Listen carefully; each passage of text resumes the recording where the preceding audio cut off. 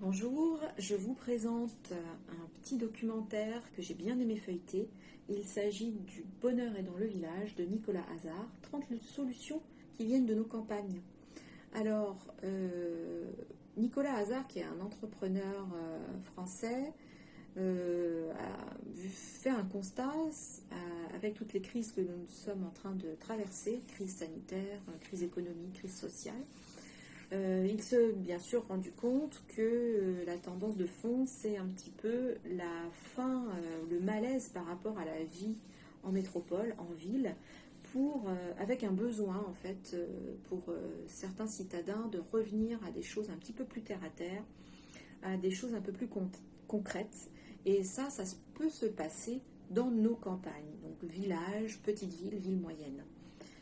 Il y a tout un tas de raisons en fait de revenir à nos campagnes et souvent, enfin en tout cas, ça peut être un début de solution face aux crises que l'on traverse.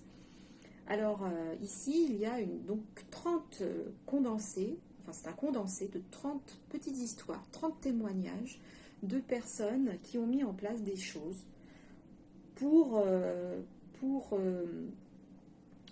qui montre en fait que les solutions peuvent peut-être venir de la France des campagnes, de la ruralité. On attend un petit peu, on attendait jusqu'à présent que tout vienne un petit peu tout cuit du haut là, dans nos villes, et puis que ces solutions ensuite se déversent dans nos campagnes, dans nos territoires. Ben là c'est l'inverse. Des solutions existent dans nos campagnes, on pourrait peut-être ensuite les proposer et les élargir à d'autres territoires. Donc en fait, ici, on fait la connaissance d'une trentaine de personnes. Ça peut être des maires, des commerçants, des artisans,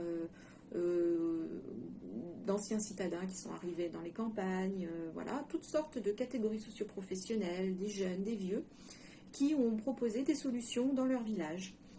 Ça peut être en termes de santé, ça peut être en termes d'agriculture, tout ça dans le but en gardant toujours à l'esprit de préserver la planète, de nourrir la planète, donc préserver l'environnement et puis aussi bien vivre à la campagne, montrer que l'on vit bien en campagne et retrouver un petit peu du sens à tout ça.